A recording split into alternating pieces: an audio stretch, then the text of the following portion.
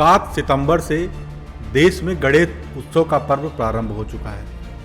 भाद्रपद की चतुर्थी तिथि से प्रारंभ होने वाला यह पर्व 17 सितंबर यानी अनंत चतुर्दशी के दिन तक चलेगा। गणेश उत्सव भारत का एक ऐसा सार्वजनिक उत्सव है जिसे दक्षिण भारत सहित पूरे देश भर में मनाया जाता है। लेकिन क्या आपको पता है, इस उत्सव को प्रारंभ करने के पीछे एक बहुत बड़ा सामाजिक उद्देश्य था। इस उत्सव को सामाजिक उत्सव बनाने के पीछे सबसे बड़ी भूमिका बाल गंगाधर तिलक की रही। उन्होंने हिंदू समाज में व्याप्त कुरीतियों, हिंदू समाज को एकजुट व सांप्रदायिक ताकतों से लड़ने के लिए गणेश उत्सव प्रारंभ किया था। 16वीं सदी में मराठा साम्राज्य के संस्थापक छत्रपति शिवाजी महाराज के शासनकाल में महाराष्ट्र में गणेश पूजा का प्रचलन तेजी से बढ़ा। शिवाजी महाराज की माता जीजाबाई परम गणेश भक्त थी। माता जीजाबाई अपने पति शाहजी भोसले के साथ 1630 में पुणे आई थी। तब उन्होंने यहाँ कस्बा गणपति मंदिर की स्थापना की थी, जिसके बाद इस मंदिर में बड़ी संख्या में लोग दर्शन पूजन के लिए आने लगे। छत्रपति शिवाजी महाराज के शासनकाल में गणेश पूजन का चलन खूब बढ़ा। मराठा साम्राज्य में आने वाले क्षेत्रों में कई गणेश मंदिरों की स्थापना की गई, जिससे गणेश पूजन का चलन बढ़ता चला गया।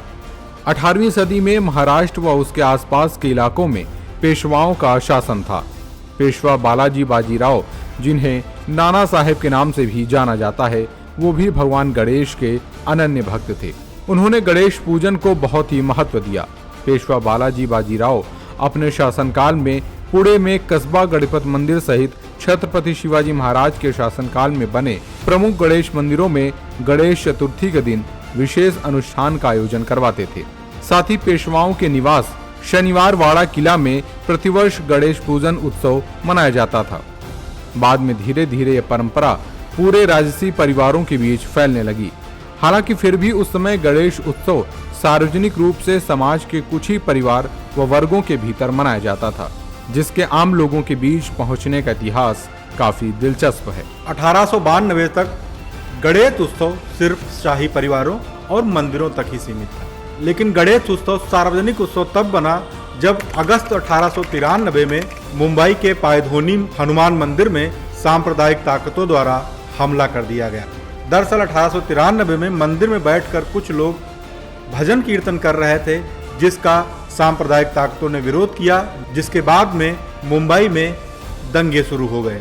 इन दंगों को ब्रिटिश सरकार ने भारत में फूट डालने के तौर पर इस्तेमाल किया। अंग्रेजी सरकार ने एक तरफा फैसले लिए, जिसके बाद उस समय के स्वतंत्रता संग्राम सेनानी केसरी व मराठा समाचार पत्र के संपादक बाल गंगाधर तिलक ने हिंदुओं की वकालत की। उन्होंने ब्रिटिश सरकार की खूब आलोचना की। हालांकि इसी सांप्रदायिक घटना के चलते महाराष्ट्र में सार्वजनिक गणेश पूजा उत्सव का प्रचलन भी प्रारंभ हुआ। 1893 के दौरान महाराष्ट्र के बड़े क्षेत्रफल में मुहर्रम का जुलूस लोकप्रिय हो रहा था। इस जुलूस में बड़ी संख्या में हिंदू समाज के लोग भी शामिल होते थे।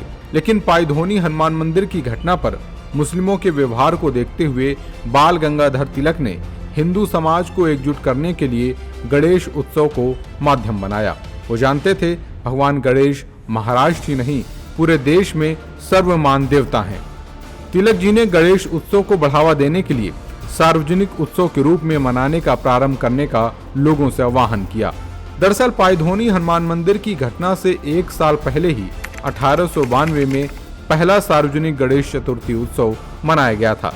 इस गणेश उत्सव का आयोजन पुणे के स्वतंत्रता संग्राम सेनानी और शाही चिकित्सक श्रीमंत भाऊ साहब रंगारी ने किया। भाऊ साहब के मित्र कृष्णा जी पंत खागसी वाले ने उस समय के महाराष्ट्र शासित नगर ग्वालियर का दौरा किया था। यहाँ उन्होंने एक सामाजिक उत्सव देखा, जिसके बाद उन्होंने पुणे पहुंचकर इसकी जानकारी अपने मित्र भाऊ साहब लक्ष्मण जावले को दी, जिसके बाद भाऊ साहब लक्ष्मण जावले ने भी उसी प्रकार के सार्वजनिक उत्सव को गणेश पूजा उत्सव के रूप में पहली बार 1892 में शालूकार में मनाया, जिसमें बड़ी संख्या में लोग शामिल हुए। यूं कहें 1892 में पहली बार देश में सार्वजनिक गणेश पूजा उत्सव मनाया गया। इसी बीच उन्होंने 1893 में फिर से सार्वजनिक गणेश उत्सव का आयोजन किया। इस गणेश उत्सव में लोकमान्य बाल गंगाधर तिलक भी शामिल हुए। तिलक जी इस सार्वजनिक गणेश पूजा उत्सव को देखकर काफी प्रभावित हुए और इसे राष्ट्रीय सार्वजनिक पूजा उत्सव बनाने की तैयारी करने लगे। 26 सितंबर 1893 को लोकमान्य बाल गंगाधर तिलक ने श्रीमंत भाऊ साहेब रंगारी द्वारा आयोजित सार्वजनिक गणेश पूजा के उत्सव के तारीफ में अपने समाचार पत्र केसरी में एक लेख लिखा, जिसमें उन्होंने श्रीमंत भाऊ साहेब रंगारी के प्रयासों की जमकर प्रशंसा की। फिर उन्होंने अपने पुणे स्थित केसरीवाड़ा घर पर सार्वजनिक गणेश उत्सव का आयोजन किया, जिसमें उन्होंने सभी वर्गों के लोगों को आमंत्रित किया। इस उत्सव में बड़ी संख्या में लोग शामिल हुए। उनकी इस पहल को हिंदू समाज में व्याप्त कुरीतियों जैसे कि छुआछूत, ऊंच नीच के भेदभाव को समाप्त करने के तौर पर देखा गया। बाल गंगाधर तिलक के इस प्रयास के बाद महाराष्ट्र और आसपास के राज्यों में सार्वजनिक गणेश उत्सव का प्रचलन तेजी के साथ बढ़ने लगा, जो समय के साथ व्यापक और विस्तृत होता गया। सार्वजनिक गणेश उत्सव में बड़ी संख्या में लोगों की भीड़ एकत्रित होती थी। गणेश उत्सव को देखते हुए पुणे में निकलने वाले मुहर्रम जुलूस में लोगों की संख्या काफी कम हो गई। इसके पीछे की सबसे बड़ी वजह थी पायधोनी सांप्रदायिक हिंसा, क्योंकि जो हिंदू समाज के लोग अब तक मुहर्रम जुलूस में शामिल होते थे, अब उन्होंने मुहर्रम जुलूस में शामिल होने के बजाय सार्वजनिक गणेश उत्सवों में जाना प्रारंभ कर दिया था, और इसके पीछे लोकमान्य बाल गंगाधर तिलक की बड़ी भूमिका थी।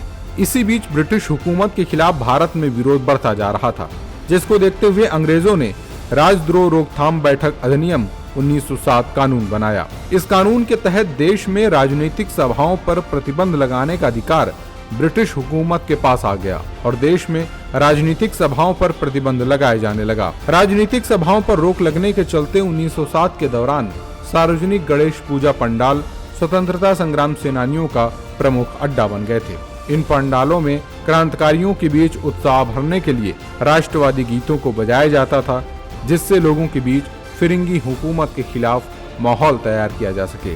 चूंकि सार्वजनिक गणेश पूजा पंडाल धार्मिक आयोजन था, इसलिए अंग्रेज इस पर रोक भी नहीं लगा सकते थे। इतिहासकारों का मानना है कि भारत की आजादी में सार्वजनिक गणेश पूजा पंडालों की बड़ी भूमिका रही है। 1892 में प्रारंभ हुआ गणेश पूजा उत्सव आज पूरे देश में फैल चुका है। अकेले मुंबई में प्रतिवर्ष गणेश पूजा उत्सव पर 20,000 पंडालों की स्थापना होती है। अगर इस 10 दिवसीय उत्सव की बात करें तो करीब इन दिनों में 45,000 करोड़ से अधिक का कारोबार होता है और प्रतिवर्ष मूर्तिकार गणेश प्रतिमाओं की 300 करोड़ से अधिक का कारोबार करते हैं।